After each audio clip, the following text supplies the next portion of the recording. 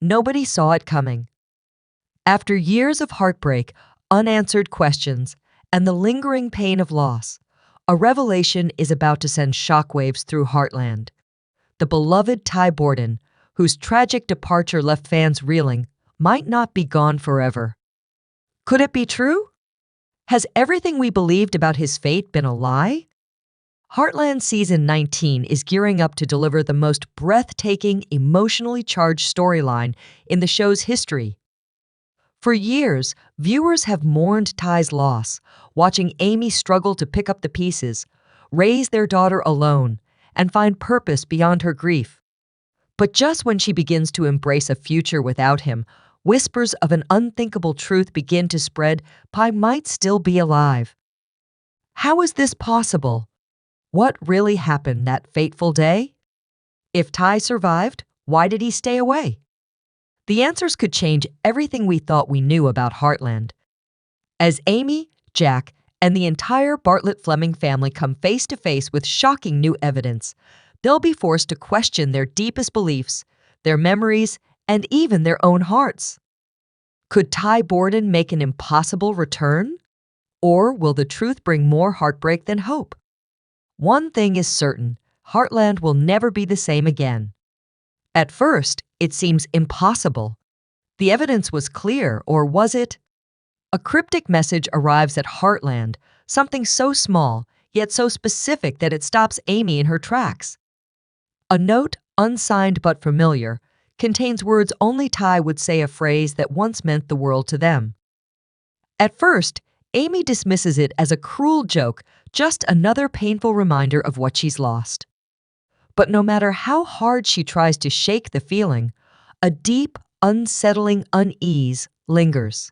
It gnaws at her, whispering that something isn't right. She confides in Jack, hoping he'll talk sense into her, but his reaction only fuels her growing suspicion.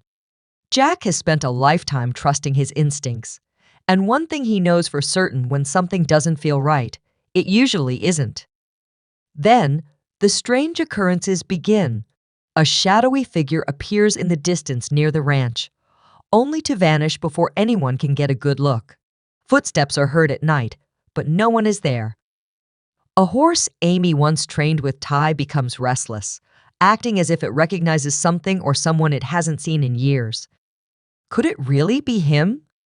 Or is it just the cruel trick of a heart that refuses to let go? Amy isn't alone in her unease. Georgie, now older and sharper than ever, senses it too.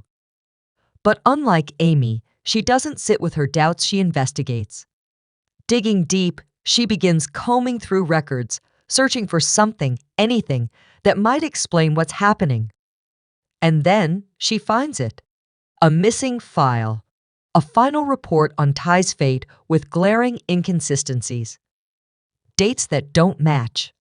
Details that don't add up. A quiet alteration that should have gone unnoticed. Someone went to great lengths to ensure Ty's disappearance was unquestioned. But why? Who would go this far to erase him? As Amy grapples with this revelation, a terrifying thought takes root. If Ty is alive, why hasn't he come home? What or who is keeping him away? The truth might be far more dangerous than she ever imagined. Because if someone worked this hard to make Ty disappear, they might do anything to keep him hidden forever. A storm is coming, and Heartland will never be the same again. The weight of uncertainty hangs heavy over Heartland. Amy can't shake the feeling that something isn't right. The note, the strange sightings, the way the horses are reacting, it all feels too real to ignore.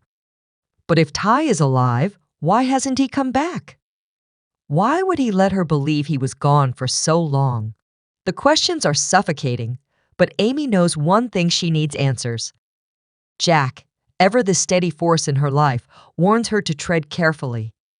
He's seen how hope can be dangerous, how it can lead people down paths they weren't ready to walk. What if this is just someone playing a cruel trick? He asks. Amy wants to believe he's wrong, but deep down, she knows he has a point. And yet, something inside her refuses to let go. Meanwhile, Georgie digs deeper into the inconsistencies she uncovered. The missing file isn't just an accident, it was deliberately erased. Someone didn't want Ty's records to be found. With the help of an old friend in law enforcement, she tracks down a lead, a name that was removed from the official reports. Someone who was there the day Ty supposedly died. Someone who knows the truth. As Georgie follows the trail, Amy's world becomes even more unsettling. Late one night, she hears a noise outside the barn. At first, she thinks it's just the wind, but then she sees it a shadow moving near the corral. Her heart pounds. She grabs a flashlight and steps outside, scanning the darkness. "Hello?" she calls out. No answer. Just silence. And then hoofbeats. The sound of a horse galloping away, as if someone had been there and vanished before she could see them. Lou, always the practical one, tells Amy she's just imagining things. "You've been under a lot of stress," she says. "Maybe it's time to let this go." But Amy can't. She knows what she saw. And when she checks the barn the next morning, her suspicions deepen. One of the old saddles is missing, the same saddle that once belonged to Ty. Across town, Georgie finally gets a breakthrough. The name she uncovered belongs to a man named Daniel Reeves, a former paramedic who was first on the scene when Ty was injured. But when Georgie tries to contact him, she hits a wall. His phone is disconnected. His last known address is abandoned.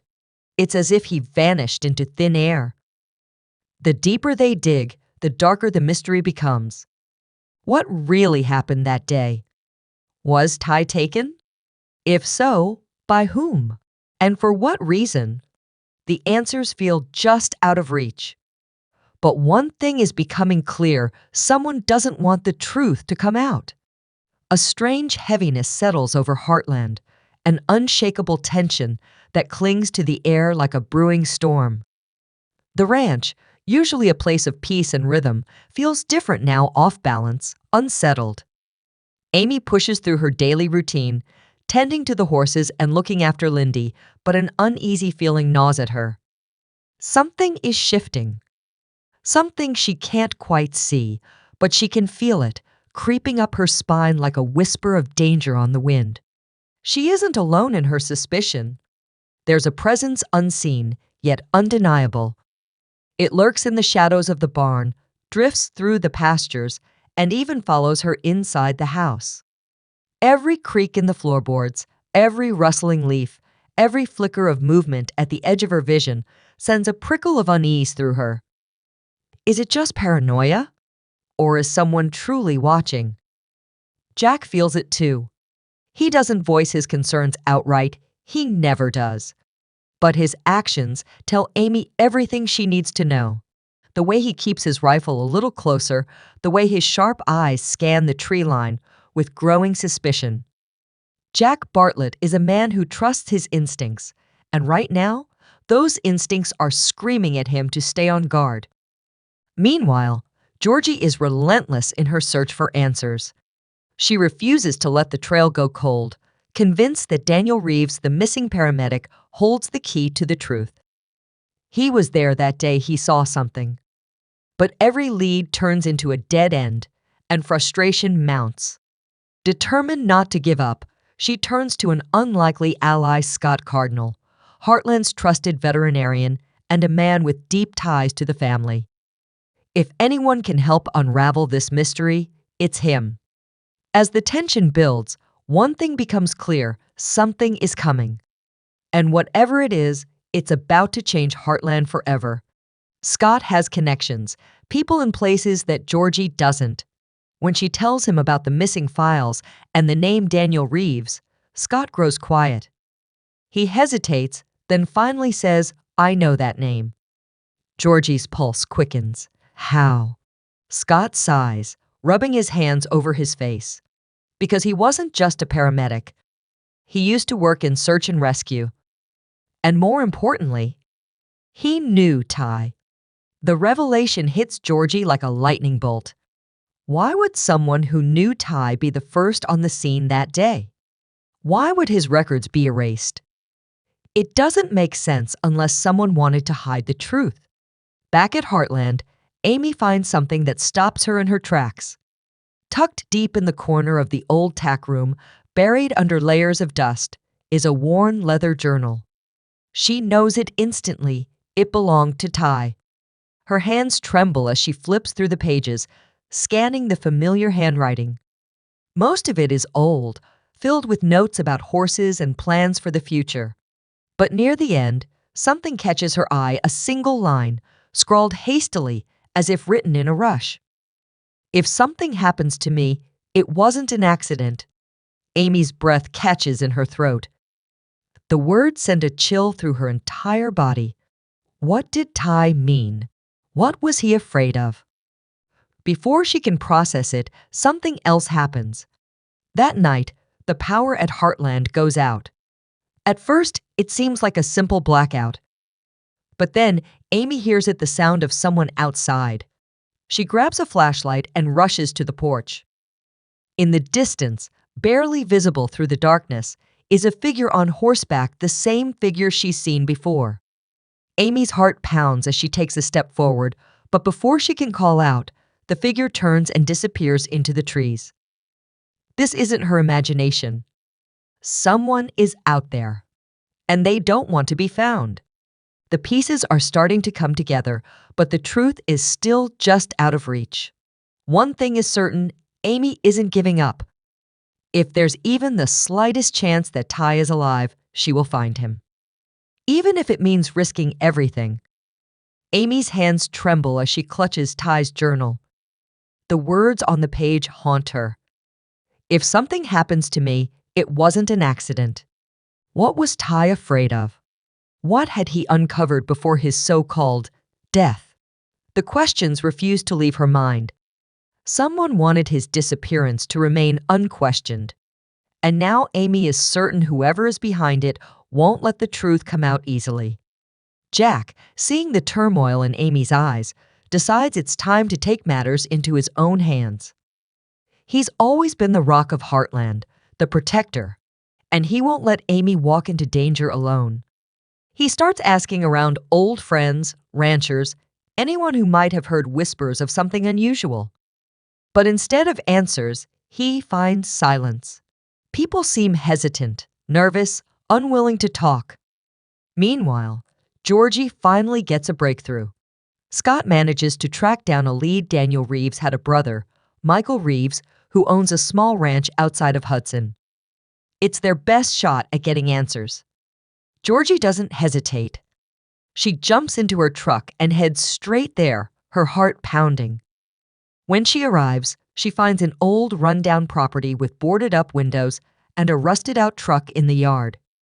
The place looks abandoned. But just as she's about to leave, she hears movement inside. She knocks. No answer. She knocks again, harder.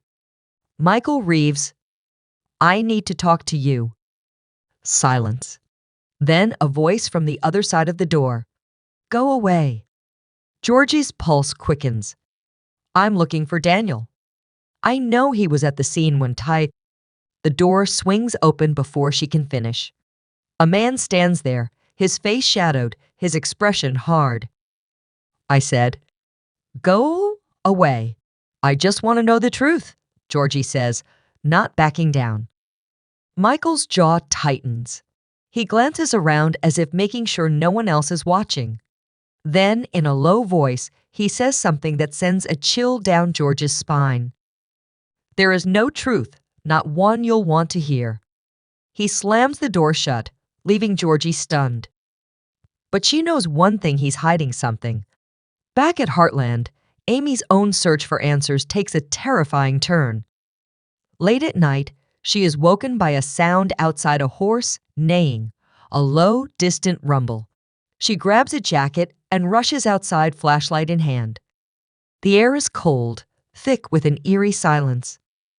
Then she sees hoofprints in the dirt, leading away from the barn. Someone was just here, watching, waiting. Fear grips her, but she refuses to let it win. Following the tracks, she moves toward the tree line. The deeper she goes, the darker it becomes. The wind howls. Branches creak. But she presses forward, and then she hears it, a voice. Faint, familiar. Her breath catches. She calls out, "Ty?" Silence. Then a twig snaps behind her. Amy spins around, her flashlight shaking. But there's no one there. Just the endless, suffocating darkness of the night. Something isn't right. Someone is toying with her, luring her deeper into a mystery that feels more dangerous by the second. But Amy isn't turning back. If there's even a chance he is alive, she'll find him, even if it means stepping straight into the unknown. Amy returns to the house, but sleep is impossible. Her mind races, her body tense with fear and anticipation. Someone was out there. Someone is watching Heartland. And now, more than ever, she's convinced this isn't her imagination. She isn't losing her grip on reality. Ty might really be alive. And someone is working hard to keep her from finding him. The next morning, Jack is already up, standing on the porch with his rifle slung over his shoulder. His face is hard, unreadable. But Amy knows him well enough to see through it. He's worried. "You heard something last night, didn't you?" Amy asks. Jack nods. "Wasn't just hearing, Amy. I saw something." Amy's pulse quickens. A horse, black as the night itself, standing just at the edge of the woods. As soon as I moved, it disappeared. It wasn't a dream. It wasn't just in her head. Someone was here. Determined to get to the bottom of this, Amy and Georgie decide to confront Michael Reeves again. If Daniel was the first responder at Ty's accident and his records were erased, it's because he knew something. And Michael? He's hiding it. This time, they aren't leaving without answers. When they arrive at Michael's property, they find him in the barn, saddling up a horse. He sees them coming, his expression guarded. "I told you to stay away," he warns. Amy steps forward. "Not until you tell me what happened to Ty." Michael's jaw tightens. "You don't want to know." Georgie folds her arms. "Try us. Us." For a long moment, Michael just stands there. Then finally, he exhales, his shoulders sagging as if carrying the weight of something unbearable. "There was no accident," he says. Amy's breath catches. Michael continues, his voice lower now, almost a whisper. "Daniel was never supposed to be there that day. He wasn't on call.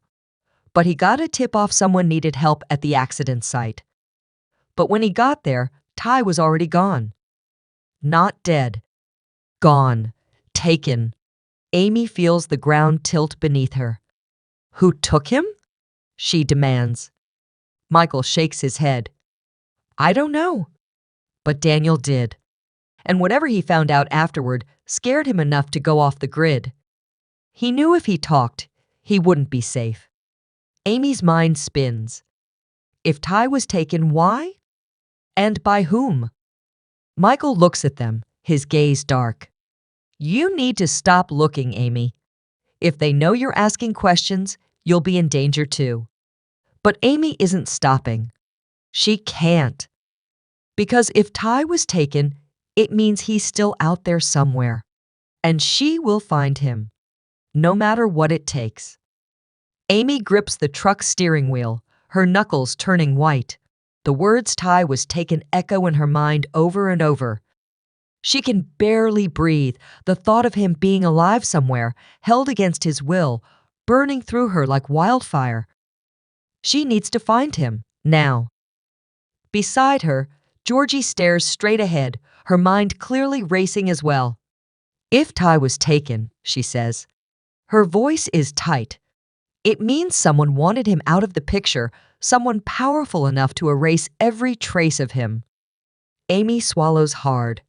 "And if they know we're looking?" Georgie finishes the thought. "They won't let us find him." Back at Heartland, Jack and Tim are already on high alert. Jack watches over the ranch like a hawk, his old instincts kicking in. He's seen enough in his lifetime to know when something isn't right, and right now, nothing is right. Then something happens that sends chills through Amy's entire body. A letter arrives, no postage, no return address, just a folded piece of paper slipped under the ranch gate. Inside, in messy handwriting, are 5 words: "Stop looking. He's gone forever." Amy's hands tremble as she stares at the note. A warning, a threat. Someone knows she's getting close. But instead of fear, something else rises inside her: anger. She won't stop. She can't stop. Georgie does more digging, tracing any last known connections to Daniel Reeves. After hours of searching, she finds a lead. Daniel once worked for a private emergency response team contracted by the government. If that's true, then Ty's disappearance might not have been random at all. Amy and Georgie decide to follow their only lead, Daniel's last known location, before he vanished. It's a long shot, but it's all they have. They drive for hours deep into the outskirts of Hudson, where an abandoned medical station stands in the middle of nowhere. As they approach, Amy's heart pounds. The place looks empty, forgotten, but something feels off. Then a noise, a rustling inside. Georgie grips Amy's arm. "Did you hear that?" Amy nods. "We're not alone." Slowly, they push the door open. Dust fills the air, and old medical equipment sits scattered, untouched for years. But in the far corner, something catches Amy's eye: a stack of patient files covered in dust. Her fingers shake as she flips through them, searching for one name. Then she finds it. Ty Borden. Amy's breath catches. The file is thin, almost empty except for one note scrawled at the bottom: "Transferred. Subject under special care. No outside contact." Amy stares at the words, her pulse hammering in her ears. Ty was taken, and someone went to great lengths to make sure he never came home. But now she has proof, and nothing will stop her from finding him. Amy's hands tremble as she clutches the file. The words "transferred." Subject under special care. No outside contact. Burn into her mind. Ty wasn't just taken, he was deliberately hidden. Someone made sure no one would find him. But why? And where? Georgie peers over her shoulder, her eyes scanning the document. "There's no location," she mutters. "No hospital name, no facility, just transferred." Frustration burns in Amy's chest. Whoever did this wanted to erase Ty completely. But they missed something. At the bottom of the page, barely legible under layers of dust, is a set of initials. DR. "Daniel Reeves," Georgie whispers. This was his handwriting. Amy's breath catches. If Daniel left this behind, maybe he wanted someone to find it. Maybe he regretted whatever he got himself involved in. Then another sound. A shuffle outside the building. Amy's heart pounds. "Someone's watching us," Georgie breathes. She pulls Amy toward the shadows, her breath quick. "We need to go. Now." They slip out the back door, moving quickly toward the truck. Amy glances over her shoulder just in time to see a dark figure disappear behind the building. Someone was there, and they know what she just found. By the time they return to Heartland, Jack and Tim are waiting. Amy barely makes it up the porch steps before she holds out the file. "He was transferred, Jack. He's alive. He has to be." Jack takes the paper, his expression unreadable as he scans the words. Then, slowly, he nods. Someone went to a lot of trouble to cover this up. Tim clenches his fists. And we're going to find out why. The next day, Amy and Georgie take the file to Scott. If anyone can help decipher what it means, it's him. As soon as Scott sees the initials, his face changes. His usual calm demeanor falters. "Scott," Amy prompts. Scott hesitates before speaking. I knew Daniel Reeves, he finally says, a long time ago. Before he was a paramedic, he worked in remote medical transport, specialized in high-risk extractions. Amy's breath catches. Extractions? Scott exhales. If Ty was transferred under special care, it means he wasn't just taken to a hospital. He was moved somewhere secret, somewhere only a handful of people would know about. Amy grips the table. Then where is he, Scott? Scott shakes his head. I don't know. But I might know someone who does. He pulls out his phone and dials a number. The room is silent as it rings. Then, finally, someone picks up. Scott doesn't waste time. It's me. I need information on a patient transfer from 4 years ago. No records. No trail. Just initials D.R. A pause. Then a voice on the other end. You don't want to go digging into this, Scott. Amy's stomach twists. Another warning. Another attempt to keep the truth buried. But it's too late. She is digging. And she's not stopping. Because now she knows Ty is alive. And she's closer than ever to finding him.